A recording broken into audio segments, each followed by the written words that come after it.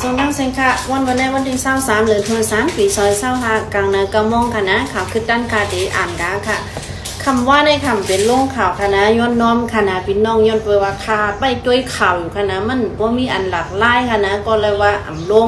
มาร่วมมาคูเพก็ได้ลงในตัวเร็วเนี่ยค่ะนะอันนี้ลูกตีตาคีเล็กนิวส์เอเจนซี่ต่างไว้ค่ะนะตีเวงลาเซียวจะเวงลาเซียวเมืองใต้ปอดของลูกตีจุ้มเกาก้าง MNDAA เดออนหัวก็เฮ็ดปังก้อยสู้ต้องปันก้นเจอเลยลูกตายสายเจอก่อนได้ปังตึกเจอนั่นป้าตั้งก้นเมืองป้าตั้งก้นซึกในค่ะนะเขาเตะปังเอามุนเจ้าเฮก็ห่อผัดห่อปลิกกว่าตาข้าวตั้ง15 วันเนี่ยค่ะตั้งห่อปลิกตั้งกันโตตั้งหวยผู้สูงจะได้ให้มันยาวๆไข่ใน15 วันเนี่ยค่ะอันในเตเฮ็ดตัวเตเฮ็ดจอมลองยุ่มย้ำเจ้าเกาก้างยาวก็เจ้ากุฏาดัง2 มิ้วค่ะนะยาวก็ย้อนเปิ้นลองนะเฮก็มีการเก็บเงินตีก้นเมืองเนี่ยค่ะก็กะว่าอำไรเต็กเก็บเงินคอค่ะนะลาตีก้นเมืองว่าภายใครใส่ก็คือก็ใส่จอมน้ำเจอเนี่ยค่ะนะจอมเสดนาก้อยเนี่ยค่ะวันไหนมีข่าวออกมาวันไหนค่ะนะในก็เรียกว่าแค้นอยู่ค่ะเนาะมีกันเรียกว่าวันผลิตปันในเมืองในเวียงนั่นขนาดนั้นหนังคือก้นเมืองก็ได้เลยสุดอยู่กว่าแค้นเจออีกหนึ่งนะตาก้นดูตายสายใจกว่าเนี่ยก็แค้นอีกหนึ่งนั่นขนาดนะยังก็เข้ากว่าให้คนหนึ่งค่ะช่วยพีเมย์ค่ะนะอันในลูกดีข่าวช่วยพีเมย์นิวส์เอเจนซี่ต่างว่าดีเจวิ่งไผ่ขุนในคณะเมืองใต้ปอดจันเนี่ยค่ะลูกอ่อนก็หนึ่ง กะเก็บอะไรมาหมักป้อมอันเอามือเฮ็ดในคณะอันเอามือเฮ็ดเนี่ยมันได้เป็นจุ่มกำนำได้เป็นจุ่มอันอยู่ในเถื่อนอันนั้นออกมาซื้ออะไรอันเปิ้นเฮ็ดไว้ลูกตีเครื่องเฮ็ดไว้นั่นนะได้เป็นอันเอามือเฮ็ดลูกอ่อนก็ในเก็บอะไรมาเนื้อเถื่อนในคณะอันไก่ดังตีวันเขา3 ลักนี่ค่ะพ่องโปเขาก็อ่างหู้ในคณะว่าเป็นหมักว่าตีเอามาเก็บเฮ็ดแอบปู้เนี่ยก็หมักได้มาไตออกกันต่อกันหมักได้มาแตกจอมตั้งนะคะเฮ็ดให้โปเขาในลูกตายทั้งตีกว่าในคณะลูกอ่อนใจก็หนึ่งอ่อนยิงก็หนึ่งลูกอันนี้ค่ะนะกันต่อค่ะหมัดเจ็บจอมเนี่ยค่ะมันเป็นไขมันไว้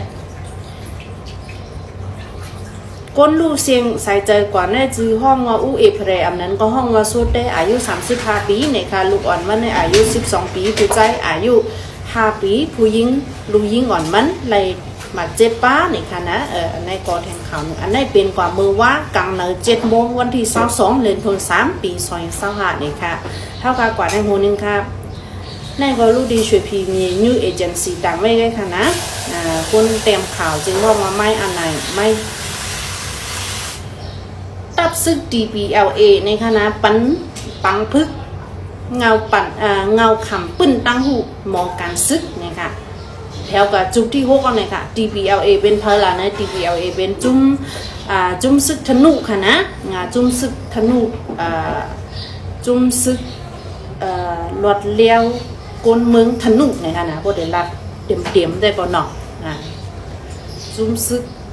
หลอดเลี้ยวก้นเมืองธนุเขาปันกันนะมีกว่าจุดที่6ก่อนในค่ะนะเงาขำปื้นตั้งหมอถ่ายการซึกเนื้อจุดที่6ในป้านั่งยิงกำพองเนี่ยค่ะอันที่มากขึ้นปังพึกในเต็มเจอเหมาเข้าสอนทางกล้วยก็มีอันนั้นก็อันยาเก็บเฮก็มาคืนก็มีไหนค่ะนะสื่อข่าวเขารับไว้หนังไหนค่ะเขายังอ่านไว้ว่าอันตีเฮาเป็นตับซึกแตนตังคือกวนธนุอันมีอยู่ในเมืองใต้ปอดจันค่ะนะอันพี่น้องธนุเขาอยู่เศร้าไว้ห้ามกำน้ำมีตีลายในใจเว้งลอกจอกใจเว้งหย่างงานยังก็ใจเว้งกัดหลอก3ใจเว้งในค่ะเขาตีอันตังเฮาเป็นตับจุ่มหนึ่งอันแต้มต่างคือกวนธนุอันค่ะนะตับซึกหลอดเลี้ยวกวนเมืองธนุเนี่ยเด็กออกมาแดงจุ่มเอาค่ะเนาะเด็กออกมาเจอเนาะบ่มีไว้แล้วว่ะยังเขาแต่ขอเมาค่ะนะได้ก็แทงโหนึงค่ะเดี๋ยวก็เขากว่าแทงโหนึงค่ะนะเมื่อว่าในหมักเฮ็บตุ๊กในขณะหลายๆเจวิงเนาะ เมืองใต้ปอดห้องได้อะไรเงี้ยว่ามีตีตั้งยันไว้ในค่ะนะอันตุ๊กเมืองใต้ปอดจันได้ก็ตุ๊กกำนำในค่ะนะเมื่อว่าเนี่ย ที่เมืองกึ่งก็ตกที่โคลัมก็ตกยก็มีดังที่ไรค่ะที่เวงไล่คาเนี่ยค่ะนะบอกเมื่อว่าหูคำวันที่22หรือ3ปี25ย้ำหูคำ3 โมงเนี่ยค่ะนะตกกับที่เวงไล่คาเนี่ยทางใต้ก็มันเด่นโป้ไปปึงกันมันเด่นมากของมันเด่นมากเมื่อเร็วกันเนี่ยกว่าจอมกันให้ไหนค่ะน้องมาเฮ็บตกแหนมป้อหึงสีต้าในกอตื่นเพื่อยืนนั่งเขียวในมีรองลูกซุ้มกำพองในค่ะนะยอดเปื้อมันก็ติดตกมาบอกเม็ดใหญ่อินค่ะกันเนาะพี่น้องเขาคาราอยู่เว้งเลยพองคาจ่องมาเฮ็บตกเพราะว่าในข่าวแหนมป้าเนี่ยก็เต็มคอมเมนต์เข้ามาเลยค่ะนะว่ามาเฮ็บจ่องตุกที่พี่น้องเคยอยู่เยี่ยวกองมีไฟไม่เฮิรนตีวันหูสนตีเว้งจอกแม่ลู่ซุ่มกว่า13 หลังนี่ค่ะนะอันได้เป็นกว่าเมื่อวันที่19 เดือนธันวาคมปี25ค่ะย้อนเบอร์ว่าปีน้องหิมหอมเจอนั้นในมันมีเรื่องอินเทอร์เน็ตข่าวอะไรขึ้นมาตกลิ้นนี่ค่ะนะข่าวได้ตึกขึ้นมาเมื่อว่าวันที่22วันเดือนธันวาคมก็ค่ะป่นมาเมื่อวันที่19 เดือนธันวาคมปี25ย่ำไว้วันมอง2 โมงครึ่งก็เป็นลุงจ้อมค่ำอยู่วันหูสนถึงข้าวพักเสียเยี่ยวอ่ำไรหมอดไพ่ขึ้น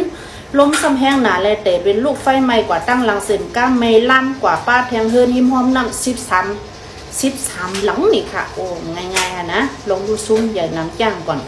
ในก็แพ้พี่น้องเขากุติกุตาฟังกันอีกนึงค่ะน้องลงไฟในอ่ำว่าไฟฟ้าหรือไฟสภาวะ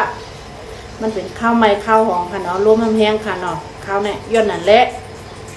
ฟังกันอีกนึงค่ะเนาะย่าเข้ากว่าได้หมูนึงค่ะลูกติดได้ดิวยอนไล่งอเสียงใต้ต่างไว้ค่ะนะ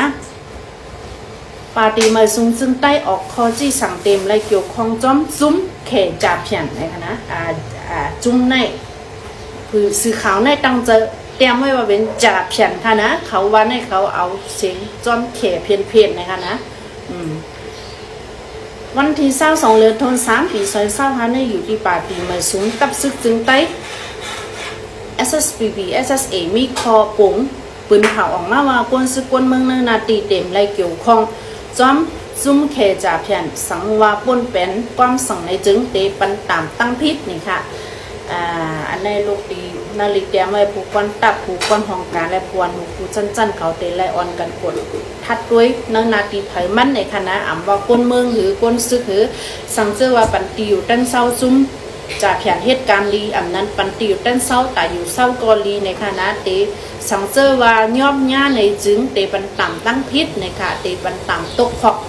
อันนั้นก็ใจป้าการแก้มในขณะในจุ้มปฏิบัติสูงจึงได้ออกเล็กม้าเมื่อวานเนี่ยค่ะเพราะจังนั้นก็ย่างหนาหนย้อนมือบนค่ะนะสองเจ้าว่ามีข่าวขึ้นด้านหลักไล่จะหือก็ค่ะแต่ว่ารู้ในทางอยู่ค่ะ